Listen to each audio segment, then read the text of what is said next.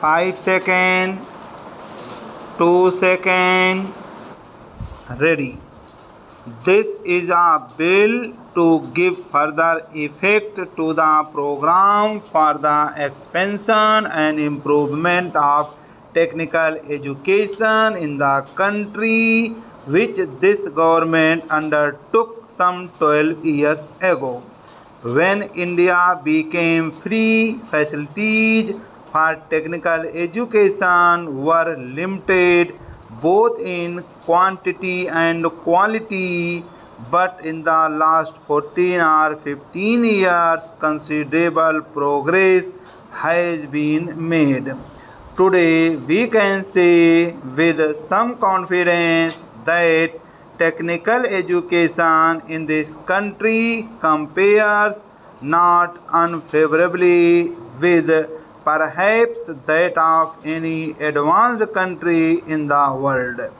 In the last 5 years, there has been quite a phenomenal expansion. In other words, the target which had been approved for the third plan and which was to be realized in 1966, we have practically realized this year. There has been also considerable improvement in quality, and one of the major measures in this improvement of quality of technical education has been the establishment of the higher technological institutes. Here we have to remember the services of the late Mr. Sarkar, because it was under his inspiration and on the basis of his committee's report that the proposal to establish these technological institutes in different regions of India was first mooted. Accordingly, the Kharagpur Institute came into existence in 1950, the Bombay Institute in 1958, the Madras Institute in 1959, and the Kanpur Institute in 1960.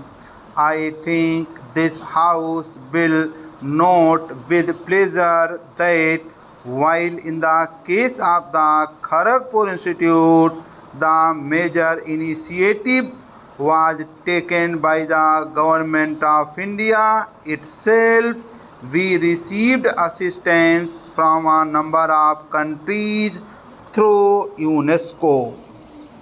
In the case of Bombay, Madras and Kanpur institutes, we received very substantial collaboration and help from three major countries of the world. For the Bombay Institute, we received very considerable assistance which would approximate to something like rupees 2 crores or more from the Soviet Union through UNESCO.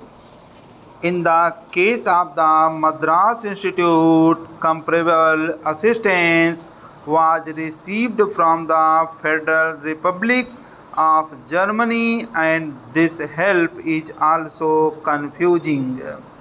In the case of the Kanpur Institute, the United States of America came with an even more generous offer, and the order of help may be something like rupees 10 to 11 crores.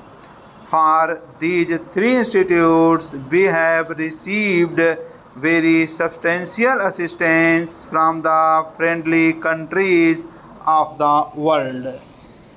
Then the British came into the picture, and perhaps there was a feeling that they should also make a comparable contribution. When, according to the plans of expansion of technical education in the third plan, we decided to established the Delhi College of Engineering Technology, Prince Philip, the Duke of Edinburgh, personally came here to lay its foundation and also offered very substantial help, which was initially of the order of about $250,000 in terms of equipment and material. The services of 10 British members of the staff for 5 years and training a comparable number of Indians in British institutions so that they could replace the British teachers when their term was completed. But after the institute was established, they were so impressed with the progress of this institute that they made a further and more generous offer.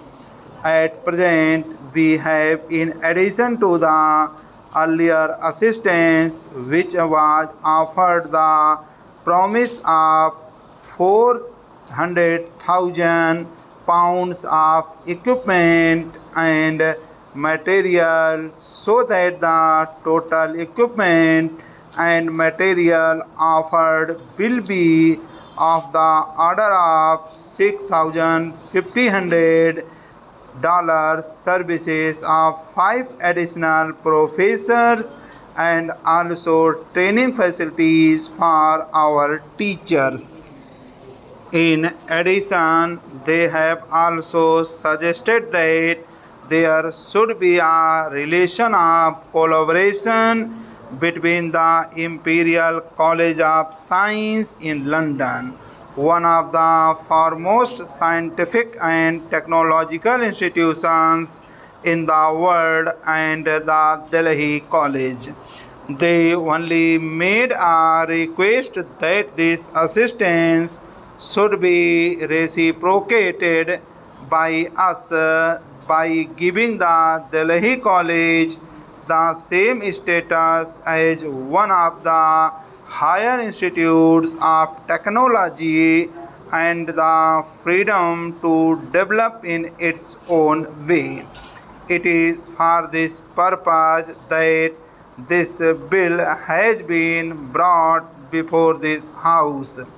The purpose of this bill is to amend the original act by adding to the 4 institutes which are already mentioned there the Delhi Institute. The name of the College of Engineering and Technology, Delhi, will be changed to Indian Institute of Technology, Delhi. That is the major purpose of the bill, and I am sure honorable members will welcome it.